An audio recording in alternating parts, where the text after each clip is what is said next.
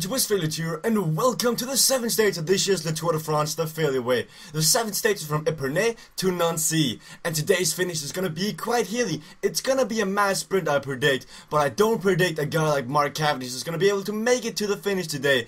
I think that today is a day Peter Sagan is gonna win his very first stage of the Tour de France. He's got so many second places, it's about time he wins today's stage. But if he doesn't win, I think a guy like Greipel actually he's got the capability of making over these hills and winning it. But I could also see a guy like Kittel. I predict that Kittel is better at going over road bumps than Cavendish is currently. I've seen before, I've seen what Kittel can do, and Kittel won yesterday's stage, and I think he can do it in today's stage. But it's going to be quite an exciting finish, guys. Those final 10 kilometers are going to be up and down, up and down, up and down, and it's going to be a very hectic sprint. We could see crashes, so watch out for the GC contenders. They'll be trying to place themselves near the front to avoid crashes, so it's going to be a really nervous and hectic finish. Make sure to tune in today's stage. It's going to be a best stage ever.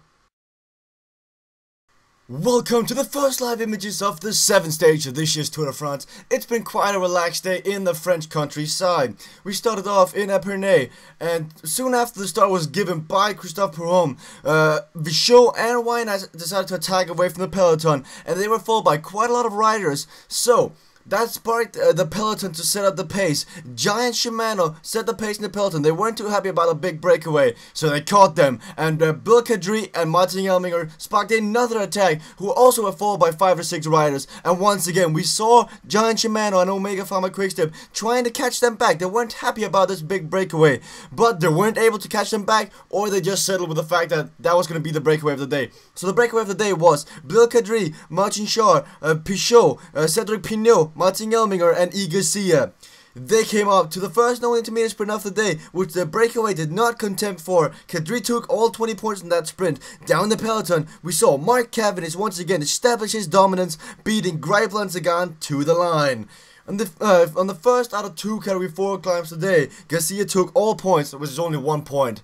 And basically, that's all what happened today. And currently, we see that the big sprinter teams are currently setting the pace. They're trying to catch the breakaway. The breakaway's got 3 minutes, but one thing that's going to be interesting for today is the finale is quite hilly. I mean, that hill with like 5 kilometers to go could cause a lot of wreckage. Who knows what's going to happen? Come back after the commercial break. It's going to be a lot of excitement, guys. Hey guys, Hansball here. Hey guys, it's Hansball here. Hey guys, it's Hansball. Hey guys, it's Hansball. Hey guys, it's Hansball. Hey guys. Hey guys. Hey guys. Hey guys, it's Hansball there.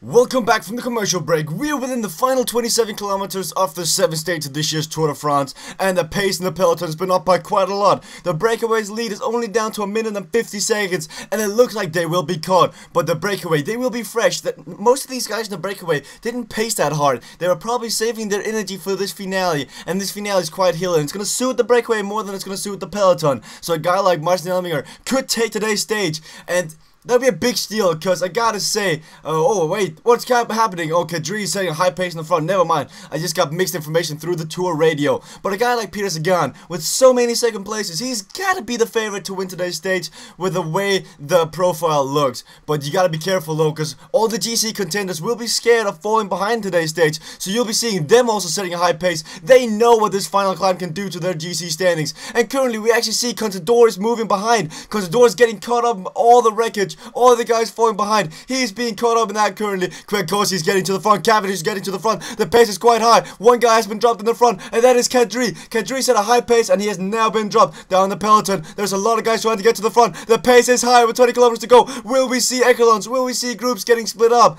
That would be bad for some of the GC contenders, though. In the front, though, we have a 4-man group alone. They've got 1 minute and 20 down to the peloton, and looks like Garcia are leaving the other guys behind. The other guys can't follow the pace of Garcia. That's because the guy, Mikhail Kwiatkowski, Kwiatkowski is setting a really high pace. These guys down the peloton just can't follow it. And with 16 kilometers to go, we see that many of the GC contenders are falling behind. This pace is just too high for some riders. They can't do anything with this. This is just crazy. Mikhail Kwiatkowski is setting an unbelievably pace. We could see groups here. We could see groups. If you're not well placed in this final hill, you're gonna get dropped. So look out for you GC contenders. They gotta be well placed because the pace is so high with these sprint trains trying to set up their sprint trains, or these teams trying to set up their sprint trains. They want to be well placed going into the final 5 kilometers. Peter Sagan is sitting nicely though. He does not have a team up here though, so he's gonna be in trouble. But he is sitting nicely in the final kilometers, and he has to be the favorite. He is one of the smartest riders in the peloton. He knows which wheel to take, when to go to the front, and he knows how to stay out of trouble. That's also a really big charisma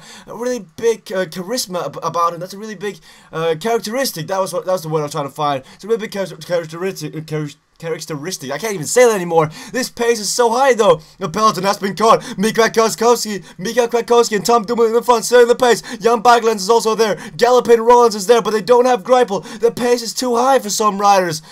I did not expect the finish to be this exciting actually. Cancellara must be one of the favorites to win today's stage because I don't see any of the sprinters. Oh, I see Sagan, Demar, and Greipel getting up there now. Now the sprinters are finding their way to the front. They want to try to win today's stage, and the pace is so high that 39 riders has been dropped, and we see that Contador is in trouble, Frank Schlegg is in trouble, Nibali is getting dropped, Matthews is getting towards the front. Well, there's the final 4 kilometers. There goes Rollins. Rollins is leading on Greipel. Sagan is on Greipel's wheel, but on Sagan's wheel we have Cavendish, and on Cavendish's wheel is Demar. But Greipel is in prime position. There goes Rollins. Rollins is the first to launch the final sprint. He's off, but Greipel has lost his wheel. It looks like Jürgen Rollins might actually take today's stage. He is in the lead. He could take this stage. That would be one hell of a result. Greipel has lost his wheel. There goes Arnaud Demar. The Frenchman is going for the victory with 1 kilometer to go. Look at Mars in first position. Where is Cavendish? Where is Sagan? All these guys looks to be dead. Here comes Frank Schlegg. What the heck? Joaquim Rodriguez is coming. Joaquim Rodriguez is coming, but it looks like today's stage winner will be Arnaud Demar. What a stage win for French FDJ. And yeah, we actually have time gaps in the final kilometers. It looks like there is a time gap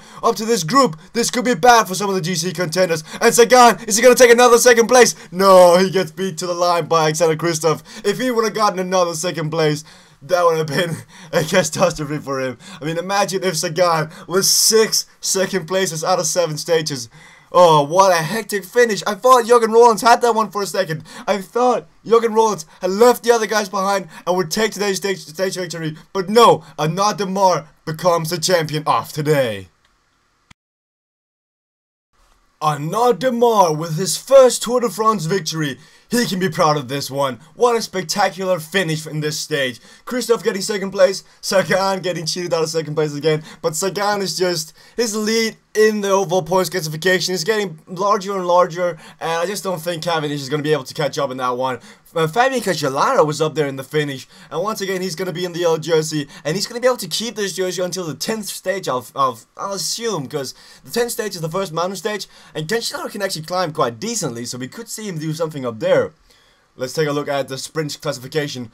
How much of a lead does Peter Sagan have? He's got a 50-point lead down to Cavendish, and Sagan is just looking like he's got this one in the bag. I mean, with all the second places, all top 3 finishes Sagan has gotten so far, I gotta say, he is a points getter. This guy is so smart. I have all respect for Peter Sagan. The way he's riding so far on this tour, it's unbelievable, and I gotta give it to him. Good job, Sagan.